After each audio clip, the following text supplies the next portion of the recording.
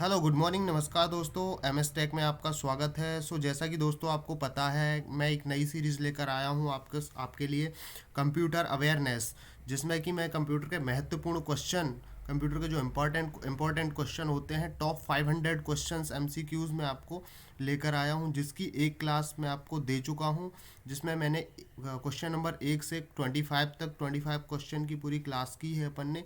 ये जो क्लास होने वाली है दोस्तों, ये 25 to 50 हर क्लास में मैं आपको 25 MCQs लेकर आऊँगा और डिटेल में डिस्कस करेंगे दोस्तों। ज़रूरी नहीं है कि जो क्वेश्चन है उसी का आंसर मैं आपके साथ डिस्कस करूँ, उसके ऑप्शंस भी डिस्कस करूँगा, डिटेल में डिस्कस करेंगे।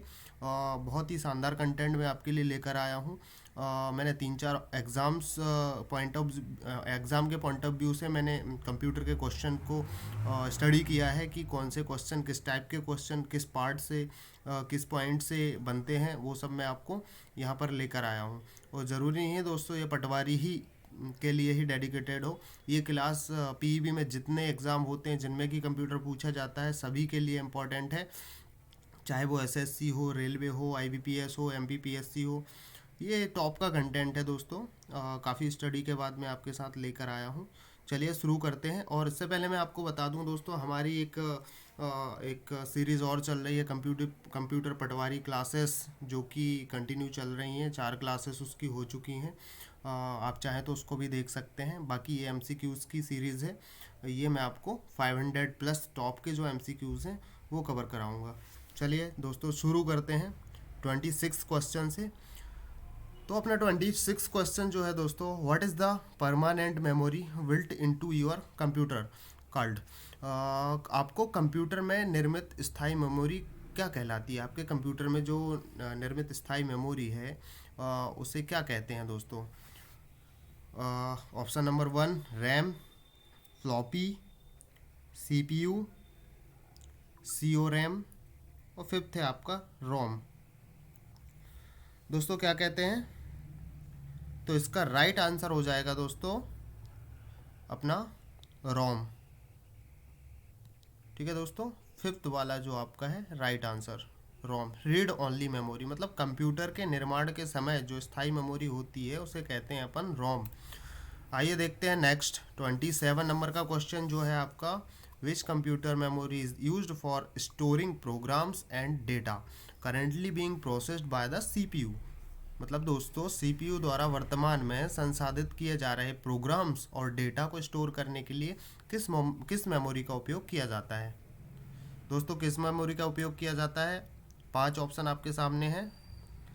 पहला ऑप्शन है आपका मास मेमोरी, दूसरा इंटरनल मेमोरी, तीसरा नॉन वोलेटाइल मेमोरी, फोर्थ है आपका पीरोम, और फिफ्थ है आपका नन ऑफ दीज। तो दोस्तों इसका राइट आंसर है अपना इंटरनल मेमोरी। ठीक है दोस्तों, क्वेश्चन क्या कह रहा है एक बार फिर से पढ़ता हूँ मैं आपको। सीपीयू द्वारा वर्तमान में संसाधित किया जा रहा है प्रोग्राम, मतलब सीपीयू के द्वारा प्रेजेंट में जो प्रोग्राम को मॉडिफाई किया जा रहा है, प्रोग्राम और डेटा को स्टोर करने के लिए किस मेमोरी का उपयोग करता है? तो ये होती है दोस्तों इंटरनल मेमोरी। राइट आंसर है आपका क्वेश्चन नंबर सेकंड। चलिए नेक्स्ट देखते हैं 28 नंबर का question, changing an existing document is called the document. मतलब किसी मौजूदा दस्तावेज को बदलना, दस्तावेज को खालिस्तान करना कहलाता है। दोस्तों क्या कहलाता है किसी दस्तावेज को बदलना? फर्स्ट ऑप्शन है आपका एडिटिंग, दूसरा है आपका मॉडिफाइंग, तीसरा है एडजस्टिंग, फोर्थ है आपका नन ऑफ दीज, और फिफ्थ है आपका क्रिएटिंग। तो दोस्तों इसका राइट आंसर है आपका फिफ्थ वाला ऑप्शन क्रिएटिंग। क्या समझे दोस्तों? किसी मौजूदा दस्तावेज को बदलना, दस्तावेज को क्रिएटिंग करना कहलाता है। ठीक है,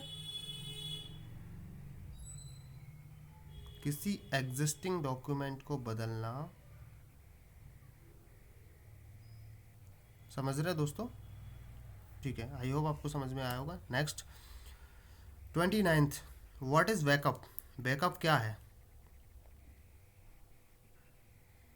बैकअप क्या है दोस्तों? ऑप्शन नंबर फर्स्ट है आपका accessing data on tap, second है none of these, filtering old data from the new data. Third है आपका adding more component to your network. और लास्ट है आपका protecting data by copying it from the original source to different destinations.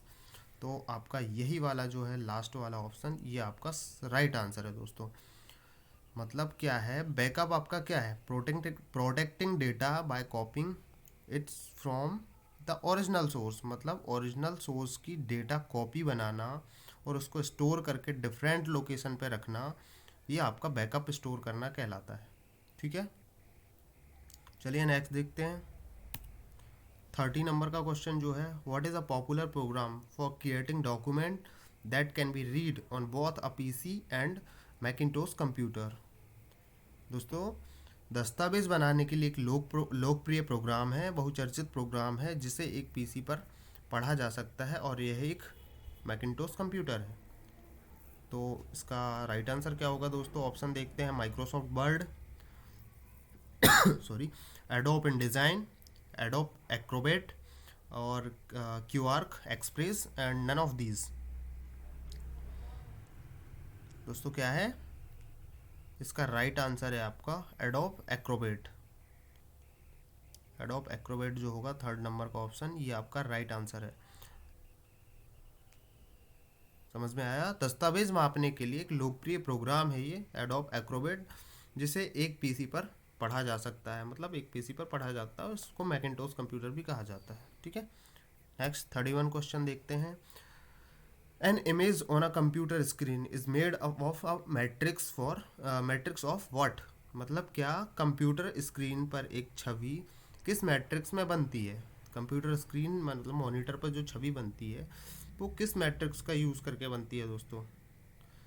Option है आपका palette, bit, bite, pixels और none of these. ये none of these मैंने सेकंड पे रख दिया है इसको, जबकि लास्ट ऑप्शन होना चाहिए नन ऑफ दीज। चलो कोई नहीं, आप सपोज करके चलो कि लास्ट है। तो दोस्तों इनमें से राइट आंसर कौन सा है? राइट आंसर है आपका पिक्सल। पिक्सल जो पिक्सल यूज़ होता है ये कंप्यूटर स्क्रीन पर एक छवि क्रिएट करता है। ठीक है, चलिए नेक्स्ट देखते हैं। 32वां क्वेश्चन जो है आपका, व्हाट डज डॉट पर इंच, मतलब डीपीआई मेज़र क्या है? डॉट प्रति इंच क्या मापता है दोस्तों? डॉट प्रति इंच क्या मापता है? ऑप्शन क्या है आपके? Density of graphics file stored on a hard disk, number of bits its take are represent each colour, and density of the pixel on a computer screen, the density of bits on a disk, और none of these। तो इसका answer क्या है दोस्तों? इसका answer है आपका density of the pixel. ये पिक्सल की डेंसिटी देखता है ऑन अ कंप्यूटर स्क्रीन, मतलब कंप्यूटर स्क्रीन पर पिक्सल की डेंसिटी क्या है वो डीपीआई में मापा जाता है। डीपीआई का फुल फॉर्म होता है दोस्तों, ये भी आपका क्वेश्चन बन सकता है, किसी क्वेश्चन में आपसे सीधा ही उठा के पूछ सकता है कि डीपीआई क्या होता है, इसका फुल फॉर्म क्या है। तो डीपीआई का फुल फॉर्म होता है डॉट पर इंच। डॉट पर इंच, जितने पास डॉट होंगे ना उतनी अच्छी इमेज क्वालिटी रहेगी आपकी। ठीक है, नेक्स्ट चलते हैं। इसका राइट आंसर था फोर्थ। ओके, 33 जो क्वेश्चन है वो देखते हैं दोस्तों। What type of software creates a smaller file that is faster to transfer over the internet. मतलब किस प्रकार का सॉफ्टवेयर एक छोटी फाइल बनाता है जो स्थानांतरित करने के लिए तेज है, किस पर? इंटरनेट पर। ठीक है, ऑप्शन क्या है दोस्तों आपके? MP, PEG, अनजिप्ड और ये फ्रेगमेंटेशन, कंप्रेशन और नन ऑफ दीज। क्या है दोस्तों? एक बार फिर से क्वेश्चन पढ़िए आप। किस प्रकार का सॉफ्टवेयर एक छोटी फाइल बनाता है, मतलब फाइल को छोटा कर देता है साइज में और उसे ट्रांसफ़र करने के लिए, मतलब जो कि ट्रांसफ़र करने के लिए इंटरनेट पर बहुत तेज़ होता है।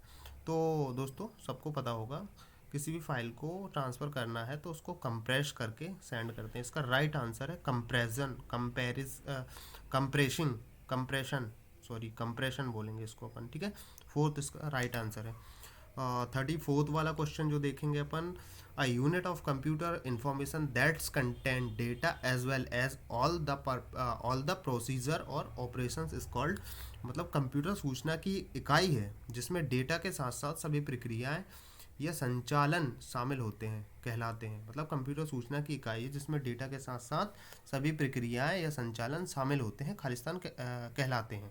ठीक है, तो इनकैप्सुलेशन, फर्स्ट आपका जो option encapsulation, the a method, an object, an OOP, OOP मतलब होता है ऑब्जेक्ट ओरिएंटेड प्रोग्रामिंग। फिफ्थ जो होता है नन ऑफ दीज, क्या है दोस्तों, an object.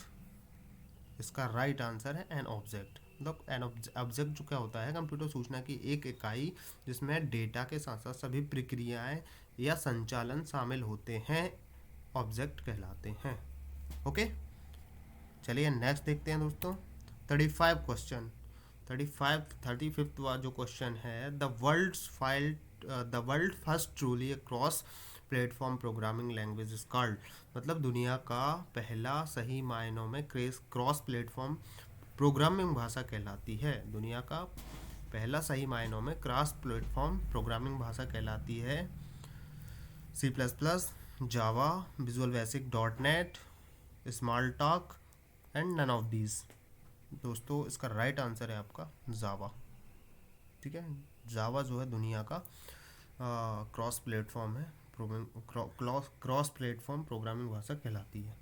Okay, next question देखते हैं। 36वां क्वेश्चन जो आपका, the most widely use type of database management system is the, मतलब डेटाबेस प्रबंधन प्रणाली का सबसे व्यापक रूप इस्तेमाल किया जाने वाला प्रकार क्या है?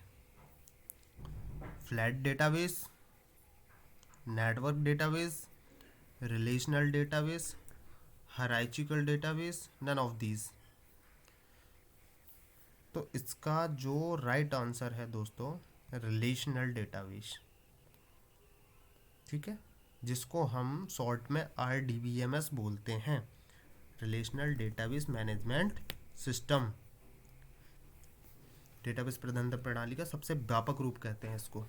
चलिए नेक्स्ट देखते हैं। 37वां क्वेश्चन है आपका, what is the newest type of database, मतलब डेटाबेस का नया प्रकार कौन सा है, which is well suited for multimedia applications, मतलब जो कि मल्टीमीडिया अनुप्रयोगों के लिए उपयुक्त है। ऑप्शन नंबर फर्स्ट है आपका multimedia database, option number second है आपका object oriented database, third option है आपका client and server database, fourth option है आपका data warehouse, and fifth आपका नन ऑफ दीज। क्या है दोस्तों इसका राइट आंसर? इसका राइट आंसर है दोस्तों ऑब्जेक्ट ओरिएंटेड डेटाबेस। मतलब कि क्वेश्चन क्या कह रहा है, एक बार फिर से समझिए। नवीनतम प्रकार का डेटाबेस कौन सा है जो मल्टीमीडिया अनुप्रयोगों के लिए, मतलब मल्टीमीडिया एप्लीकेशंस के लिए उपयुक्त है, कहलाता है ऑब्जेक्ट ओरिएंटेड डेटाबेस। ओके, चलिए 38वां नंबर का जो क्वेश्चन है देखते हैं। What do the circles on a data flow diagram present data प्रवाह आरेख पर वृत्त क्या दर्शाते हैं? मतलब डेटा प्रवाह आरेख पर वृत्त क्या दर्शाते हैं, जो सर्कल होते हैं वो क्या दर्शाते हैं, जो अपन डेटा फ्लो बनाते हैं ना दोस्तों। डेटा फ्लो, अगर आप इंजीनियरिंग बैकग्राउंड के स्टूडेंट हैं तो आप इजीली रिलेट कर सकते हैं। डेटा प्रवाह होता है एक दोस्तों, मतलब एक फ्लो बनाते हैं, तो उसमें जो वृत्त होते हैं, रेक्टेंगल होते हैं, सर्कल होते हैं, ये इनका कुछ अलग अलग मीन्स होता है, मतलब होता है। ठीक है, तो इसका जो राइट आंसर है, चलिए ऑप्शंस देखते हैं अपन इसका। Data source and destinations, second data flow and transformation process, fourth है आपका डेटा स्टोर्स, और फिफ्थ है आपका नन ऑफ दीज। क्या है इसका राइट आंसर? राइट आंसर है इसका दोस्तों ट्रांसफॉर्मेशन प्रोसेस। मतलब जो वृत्त होते हैं, सर्कल होते हैं, गोल होते हैं, वो आपका ट्रांसफॉर्मेशन प्रोसेस को दर्शाते हैं, किसमें? डेटा फ्लो डायग्राम में। ओके, चलिए 39वां नंबर का जो क्वेश्चन है, the type of printer that prints by selectively unchanging static electricity from spot on a metal drum. मतलब प्रिंटर का प्रकार जो धातु के ड्रम पर स्पॉट से चुनिंदा अपरिवर्तनीय स्थैतिक बिजली द्वारा प्रिंट करता है। क्या समझे दोस्तों? प्रिंटर का वो प्रकार जो धातु के ड्रम पर स्पॉट्स से चुनिंदा अपरिवर्तनीय स्थैतिक बिजली द्वारा प्रिंट करता है, वो क्या कहलाता है? ऑप्शन देखिए। First, dot matrix printer, laser printer, inkjet printer, plotter, and last आपका नन ऑफ दीज। ठीक है, क्या बोलेंगे दोस्तों? बिजली का जहाँ भी यूज़ होगा ना दोस्तों, बिजली का तो हर जगह यूज़ होगा, लेकिन चुनिंदा अपरिवर्तनीय स्पॉट को धातु के ड्रम पर, तो यहाँ पर आपका आएगा option number third, laser printer. इसका सही आंसर क्या है दोस्तों? Laser printer. ओके, चलिए नेक्स्ट देखते हैं। 40 नंबर का जो क्वेश्चन है आपका, a worm boot is older version of Windows caused by. मतलब विंडोज़ के पुराने संस्करणों में एक वर्म बूट निम्न के कारण होता था। वर्म बूट जो था वो किस चीज़ का कारण था? नन ऑफ दिस ऊपर है, चलो उसको सपोज नीचे है वो ऑप्शन, और नेक्स्ट टाइम से ये मैं आपको नीचे ही रखूँगा। फर्स्ट देख लेते, नन ऑफ दीज है, मतलब इनमें से कोई नहीं है। Pressing of the power switch है, typing the alt plus tab key combination है, सिलेक्टिंग हाइबरनेट और standby when shutting down, type the control plus alt plus delete key combination. Right answer क्या है दोस्तों? बताइए। इसका राइट आंसर है दोस्तों typing the control plus alt plus delete key combination. मतलब जब अपन किसी कंप्यूटर को वार्म बूट पर लगाते हैं दोस्तों, तो अपन को कीबोर्ड में एक साथ दबाना पड़ता है कंट्रोल की, अल्ट की और डिलीट की। ये दोनों ही जब ये तीनों ही की जब एक साथ दबाएंगे तो आपका कंप्यूटर वार्म बूट प्रोसेस में चला जाता है। ठीक है, कभी प्रैक्टिकल करके देखना वार्म बूट प्रोसेस क्या होती है। ओके, चलिए नेक्स्ट क्वेश्चन देखते हैं आपका 41वां नंबर का, setting font for the text in your document is an example of. मतलब आपके दस्तावेज में टेक्स्ट के लिए फॉन्ट सेट करना इसका एक उदाहरण है। आपके दस्तावेज में फॉन्ट सेट टेक्स्ट का फॉन्ट सेट करना खालिस्तान का काय का उदाहरण है एक दोस्तों, किस चीज़ का उदाहरण है बताइए। फर्स्ट ऑप्शन है आपका फॉर्मेटिंग, दूसरा फॉर्मूलाज, तीसरा ट्रैकिंग चेंज, फोर टूल्स, और फिफ्थ है आपका नन ऑफ दीज। तो दोस्तों किसी भी डॉक्यूमेंट में फॉन्ट, टेक्स्ट के फॉन्ट को सेट करना या चेंज करना या मॉडिफाई करना आपका फॉर्मेटिंग में आता है। तो इसका राइट आंसर है दोस्तों option number first, formatting. Okay, next देखते हैं 42वां क्वेश्चन है आपका, is the file system used by the operating system to identify the physical location of files on the hard drive. मतलब हार्ड ड्राइव पर फाइलों के भौतिक स्थानों की पहचान करने के लिए ऑपरेटिंग सिस्टम द्वारा उपयोग की जाने वाली फाइल सिस्टम है या कहलाती है, क्या कहलाती है दोस्तों? None of these, RTOS, GIF, FAT, POST, क्या कहलाता है? इसका राइट आंसर है दोस्तों FAT।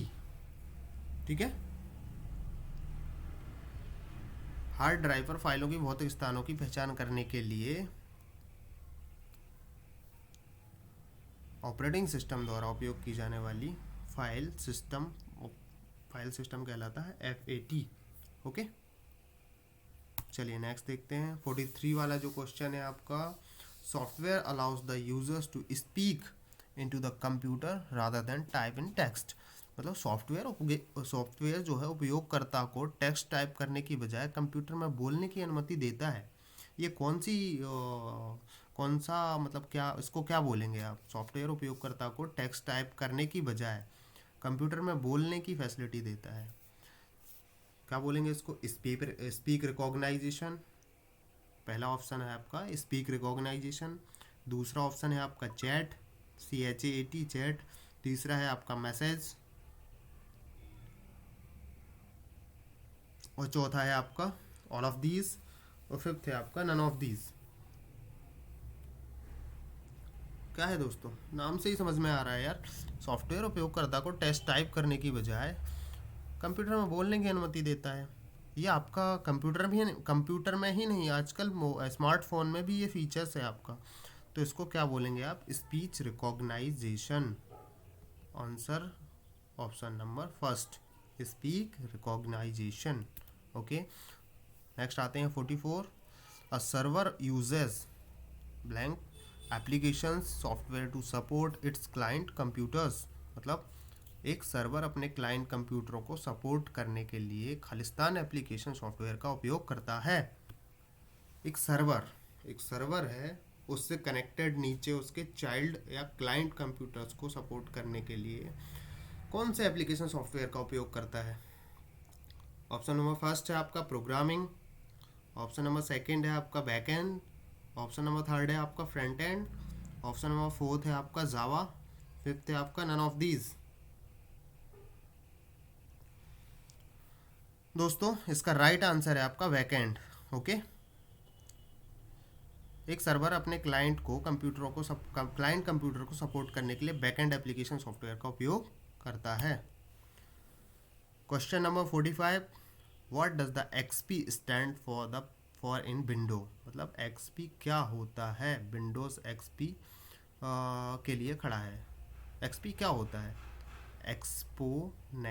Exponential, experience, expertise, exchange, none of these. मतलब विंडोज़ में एक्सपी क्या होता है, बताओ दोस्तों क्या होता है। इसका राइट आंसर है आपका एक्सपीरियंस। ओके, नेक्स्ट देखते हैं 46, which symbol is used in Excel to denote exponential numbers. मतलब एक्सेल में किस सिंबल का प्रयोग किया जाता है घातीय संख्याओं को निरूपित करने के लिए।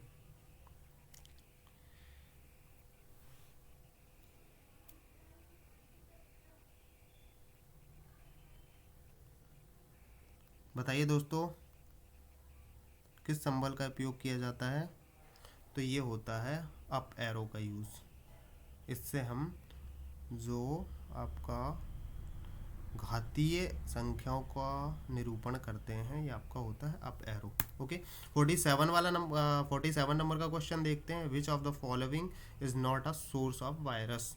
तो कौन सा निम्नलिखित वायरस का स्रोत नहीं है।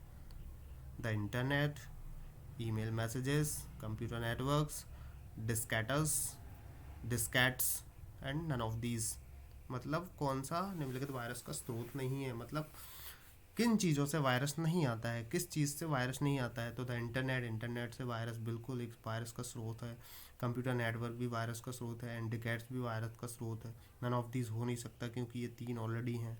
तो इनमें से वायरस का स्रोत जो है ईमेल मैसेजेस नहीं है, इनमें वायरसेस नहीं आता है, सिक्योर होते हैं ये। ओके, नेक्स्ट क्वेश्चन देखते हैं आपका which printer type is an impact printer. मतलब इम्पैक्ट प्रिंटर किस प्रकार का प्रिंटर होता है।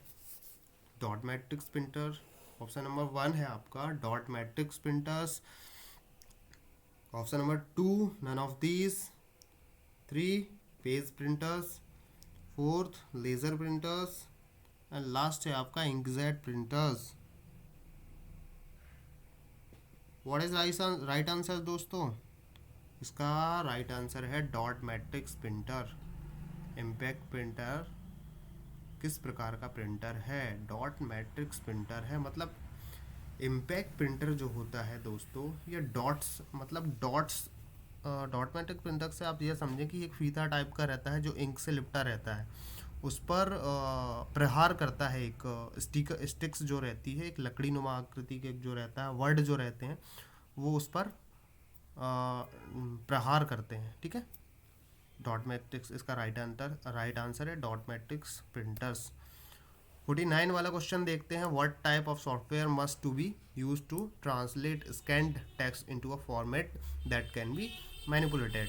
मतलब स्कैन किए गए टेक्स्ट को एक ऐसे प्रारूप में अनुवाद करने के लिए किस प्रकार के सॉफ्टवेयर का उपयोग किया जाना चाहिए जिसमें हम मॉडिफिकेशन या हेरफेर किया जा सकता है। ऑप्शन नंबर 1 है OCR, ऑप्शन नंबर 2 है CRT, 3 RGB, MIDI, last none of these. तो इसका है आपका OCR। इसका फुल फॉर्म होता है दोस्तों ऑप्टिकल कोड रीडर। ओके, ये आपका राइट आंसर है। CRT का होता है कैथोड रे ट्यूब, RGB का होता है आपका रेड ग्रीन ब्लू। ठीक है, इसका राइट आंसर है आपका first option.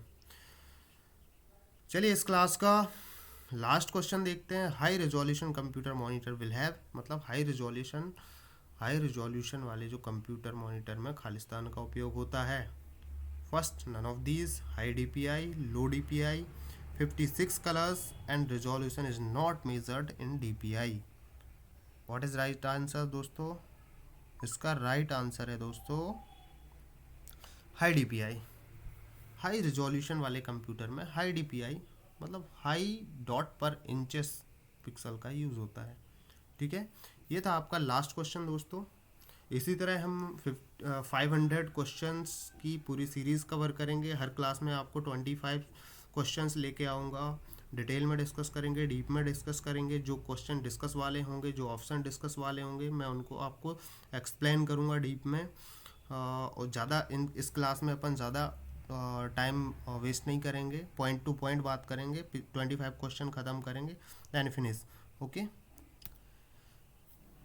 Thank you for watching.